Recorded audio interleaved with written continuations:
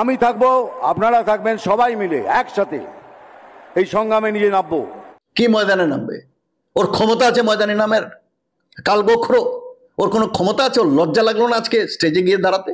যখন সারা দেশ জুড়ে বিভিন্ন জায়গা থেকে আমাদের বাঙালিদের তুলে তুলে নিয়ে নোম্যান্স ল্যান্ডে ফেলে দিয়ে আসছে, বিভিন্ন বাঙালিদের ধরে ধরে ডিটেনশন ক্যাম্পে ঢোকাচ্ছে, একটা মানে চিলে কোঠার মতো একটা ডিটেনশন ক্যাম্প, যেখানে স্যাঁতস্যাঁতে জায়গা, থাকার মতো জায়গা নেই, সাপকপ ঘুরে বেড়াচ্ছে, না বাথরুম আছে না কিছু আছে, খাবার ঠিক মতো দিচ্ছে না, জল দিচ্ছে না, পেটাচ্ছে, নিয়ে নোম্যান্স ল্যান্ডে ফেলে আসছে। লজ্জা করে না মিঠুন চক্রবর্তীর? লজ্জা করে না? একটা দেশদ্রোহী, বাংলাদ্রোহী, বাঙালির জাতির দ্রোহী বাঙালিদের পাশে দাঁড়াচ্ছে না। কোথায় দাঁড়িয়েছে? আজ পর্যন্ত কোনো স্টেটমেন্ট দিয়েছে? আজ তো ভারতবর্ষ বিভিন্ন অভিনয় নিয়ে ব্যস্ত। ওরা অভিনয় দিয়ে তাহলে অভিনয় করুক। এখন আমি নামবো এই গল্প দিতে এসছে কেন? যদি নামতে হয় তার আগে তুই এখানে দাঁড়িয়ে বাঙালি জাতিকে বল তুই কি করবি বাঙালি জাতির জন্য। বাঙালি জাতির উপরে বাংলাদেশি তকমা লাগছে, তুই বল তুই কি করবি। তুই বোম্বাইয়া, তুই আর এখানে বাঙালি নস। তুই এসে দুটো তিনটে ফিল্ম করছিস একে তাকে ধরে, সেটা অন্য বিষয়। তো এখানে এসে তোমাকে নাক গলাতে হবে না। তোমার কথা আমরা তখন শুনবো যখন আমি দেখবো তুমি বাঙালিদের পাশে দাঁড়াচ্ছ, বাঙালিদের বাংলাদেশি বললে তুমি বিরোধিতা করছো, প্রতিবাদ করছো। তার নেই তোমার মেরুদণ্ড, তোমার নেই ক্ষমতা। তুমি এসছো বাঙালির উদ্ধার করতে। হ্যাঁ, তুমি নিজের আখের গোছাতে এসছো, আমরা বুঝে গেছি। তোমার কয়েক বছর আগে ক্যানিং বাসন্তীতে দাঁড়িয়ে মিঠুন চক্রবর্তী সংখ্যালঘু এলাকায় বলে গেছেন যে এনআরসি সিএ তে আপনাদের কোনো ভয় নেই, আমি মিঠুন চক্রবর্তী আছি আপনাদের সঙ্গে। হ্যাঁ, কবে বলেছিল? 2-3 বছর আগে। তো এই 3 বছরে কোথায় ছিল? এই 3 বছরে যে এত গঙ্গা দিয়ে জল বেরিয়ে গেছে আর এখন যে এত কিছু হচ্ছে, ও কোথায় ছিল? কয়েকটা ভালো ভালো সিনেমা। হ্যাঁ, ওর কাছে কোনো টাইম নেই এই সমস্ত নিয়ে কথা বলার। ও মাল্টু কামানোর, ও ব্যবসায়ী, ও হোটেলিয়ার, ওর অনেকগুলো হোটেল আছে।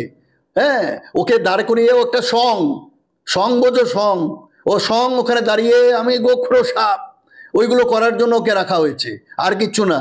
ওকে টিকিট দেবে কিনা তারও সন্দেহ আছে। উনি তো বলেছেন যে আমি রাজনীতি সেভাবে করি না, বক্তব্য দিতে পারি না, আমি একজন অ্যাক্টর। তাহলে তুমি এখানে কি করতে এসছো রাজনৈতিক মঞ্চে? देखो भाई, मुझे तो ये स्पीच देना नहीं आता। मैं एक्टर आदमी हूँ। বলেছে আমি কিছু ডায়লগ দেবো স্টেজে দাঁড়িয়ে। এত ডায়লগ দিতে এসছো? তোমার তো আমরা সিনেমায় আমরা পর্দায় দেখছি তোমার ডায়লগ, সেগুলো তুমি ভালোই করো, সেটা আমরা দেখতেও যাই পয়সা দিয়ে। তোমার এখানে স্টেজে আসার তো দরকার নেই, তুমি বাড়িতে থাকো, হোটেল চালাও।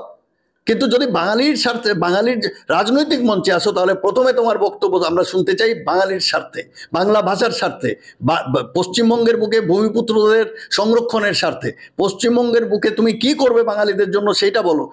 সমস্ত ভারতবর্ষের বিভিন্ন রাজ্যে যে বাঙালিরা প্রহৃত হচ্ছে, অত্যাচারিত হচ্ছে, মারধর হচ্ছে, বাংলাদেশি তকমা লাগাচ্ছে, তাদেরকে তুলে নিয়ে গিয়ে নোম্যান্স ল্যান্ডে ছাড়ছে, তুমি কি করবে তুমি সেটা বলো। তার প্রতিবাদ করো, মোদিকে বলো why this is happening in India.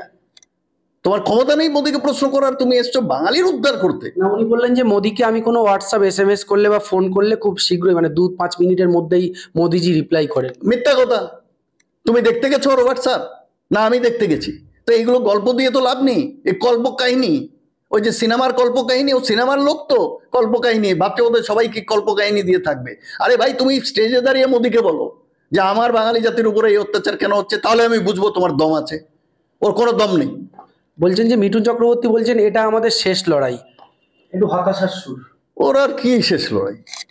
ওর লড়াইটা তো এখন, লড়াই তো বাঙালির, শেষ লড়াই আবার ওর কি? বিজেপি কি? আমরা জানতে চাই তুমি এখন হয় তুমি বাঙালি নয় তুমি বিজেপি।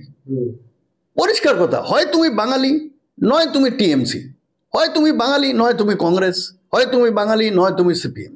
এখন আমাদের কাছে কোনো পলিটিক্যাল পার্টি স্ট্যান্ড করে না।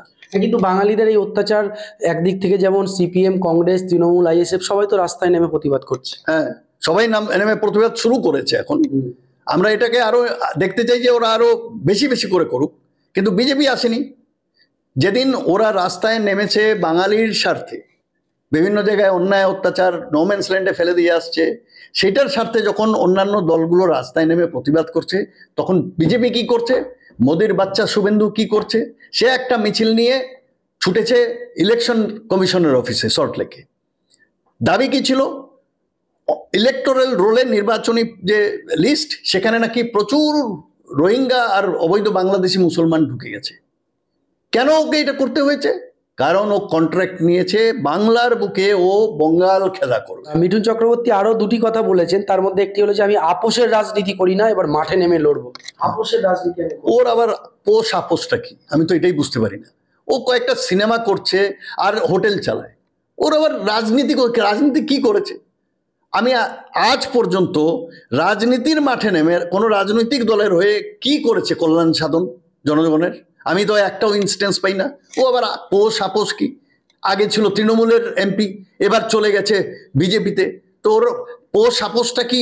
মানে এইদিকে কালকে যদি আবার এনডিএ চলে যায়, মোদীর সরকার যদি পড়ে যায় আর রাহুল গান্ধীর সরকার চলে আসে, তাহলে কি আবার মমতা দিদির পেছন পেছন লেজুর হয়ে যাবে?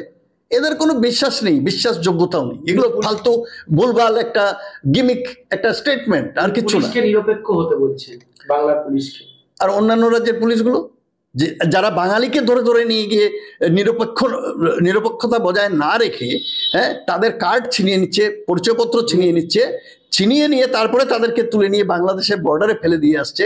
হ্যাঁ, আগে নিজের চক্কায় তেল দিক। সে বিজেপির স্টেজে দাঁড়িয়ে এই সমস্ত বক্তব্য দেওয়া তার সাজে না। আগে নিজের চরকায় তেল দিক আর ওখানে নিজের রাজ্যগুলোকে গিয়ে আগে ঠিক করুক। প্রত্যেকটা রাজ্যের ধর্ষণ থেকে শুরু করে, করাপশন থেকে শুরু করে, দুর্দশাগ্রস্ত অবস্থা। আজকে দলিতদের পেচ্ছাপ খাওয়ানো হচ্ছে, হ্যাঁ, তাদেরকে ধরে ধরে পেটানো হচ্ছে। ওখানে গিয়ে ওখানে পুলিশকে আগে নিরপেক্ষ করো, তারপরে অন্য কথা।